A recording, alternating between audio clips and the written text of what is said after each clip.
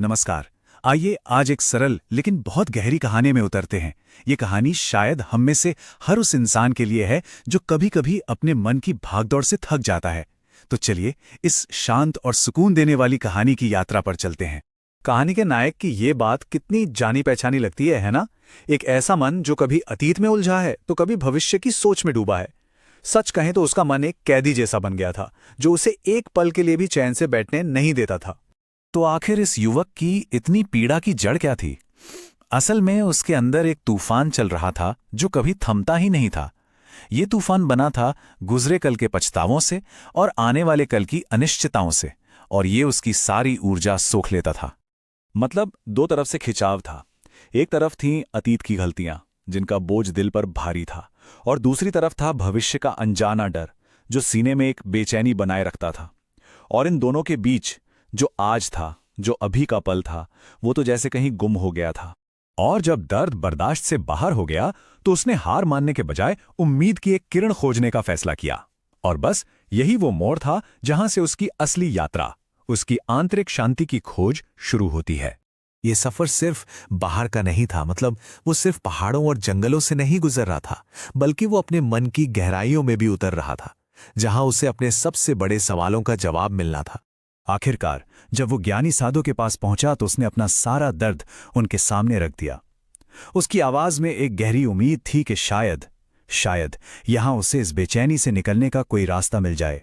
अब यहां कहानी एक बहुत ही मजेदार मोड़ लेती है। साधु ने कोई लंबा चौड़ा उपदेश नहीं दिया, बल्कि उसे एक अजीब सा काम सौंप दिया। एक ऐसी चुनौती जो पहली नजर में तो बहुत आसान लग रही थी, लेकिन जिसका सबक बहुत गहरा था। साधु के निर्देश बिल्कुल सीधे और साफ थे। देखो, ये दिया लो, इसे नीचे गांव तक ले जाओ और फिर वापस मेरे पास लाओ। लेकिन एक शर्त थी, सबसे जरूरी शर्त। इसकी लौ किसी भी हाल में बुझनी नहीं चाहिए।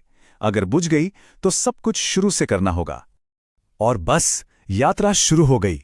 युवक ने फौरन अपने हाथों से उस छोटी सी कांपती हुई लौ के चारों ओर एक घेरा बना लिया। अब उसकी पूरी दुनिया सिमटकर उस एक छोटी सी लौ में आ गई थी। हवा का एक हल्का सा झोंका और खेल खत्म। तो पूरा ध्यान बस उसी पर था। और पता है, यहीं एक कमाल की बात हुई। उसका मन, जो हमेशा हजारों चीजों में भटकता रहता था, अब पूरी तरह से एक जगह टिक गया था। रास्ते में आते जाते लोग, हंसते खेलते बच्चे, उसे कुछ भी दिखाई या सुनाई नहीं दे रहा था। आसपास की दुनिया जैसे धुंधली हो गई थी। उसके मन के अंदर जो तूफान था वो थम गया था, एकदम शांत। क्यों? क्योंकि न तो गुजरे हुए कल के बारे में सोचने की फुर्सत थी और न ही आने वाले कल की चिंता के लिए कोई जगह बची थी। बस वो एक पल था, और उस पल में उस लौ की हिफाजत थी। और अब आता है कहानी का वो हिस्सा जहां सारा राज खुलता है। जब युवक काम पूरा करके वापस साधु के पास लौटता है, तब उसे वो असली सबक मिलता है जो उसकी जिंदगी हमेशा के लिए बदलने वाला था। साधु ने उससे बहुत सीधा सा सवाल पूछा। ये सवाल कोई परीक्षा नहीं थी, बल्कि एक आईने की तरह था जिसमें युवक को खुद अपनी ही हालत का सच दिखने वाला था। फिर साधु ने पूछा, अच्छा ये बताओ, इस सफर के दौरान क्या तुमने अपने अतीत के बारे में सोचा? और युवक को एकदम से एहसास हुआ, नहीं, एक बार भी नहीं। उसके मन में पछतावे का कोई ख्याल ही नहीं आया। और आने वाले कल के बारे में क्या तुमने उसकी कोई चिंता की? साधु ने अगला सवाल पूछा। जवाब फिर से वही था, नहीं, उसके मन में चिंता के लिए कोई जगह ही नहीं थी। और फिर साधु ने वो आखिरी, सबसे अहम सवाल पूछा, जिसने युवक को उस शांति का एहसास करा दिया जिसे वो सालों से ढूंढ रहा था। तो क्या तुम शांत थे? इस एक जवाब में युवक की पूरी खोज का सार छिपा था।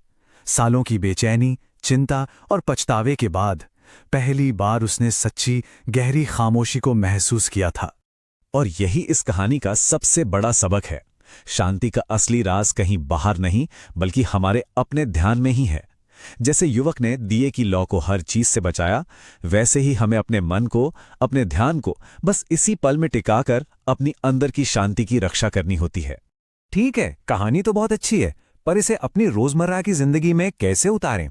क्योंकि यह सिर्फ एक कहानी नहीं है, यह शांति से जीने का एक तरीका है जिसे कोई भी अपना सकता है। साधु की शिक्षा इन 3 बहुत ही सरल आदतों में छिपी है। जब खाना खा रहे हों तो बस खाना खाएं, उसका स्वाद महसूस करें, फोन या टीवी नहीं। जब चल रहे हों तो सिर्फ चलें, अपने कदमों को महसूस करें। और जब सांस ले रहे हों तो बस अपनी सांस पर ध्यान दें। यही है वर्तमान में पूरी तरह से जीना। उस युवक ने इस सबक को अपनी आदत बना लिया। जब भी उसका मन भटकता, अतीत या भविष्य की ओर भागता, वो उसे बहुत प्यार से वापस अभी में ले आता। ठीक वैसे ही जैसे वो उस दिए की लौ को हवा से बचा रहा था। देखिए, ये एक सीधी सी बात है। जब मन भविष्य में जीता है तो चिंता पैदा होती है, और जब मन अतीत में ही अटका रहता है तो उदासी घेर लेती है।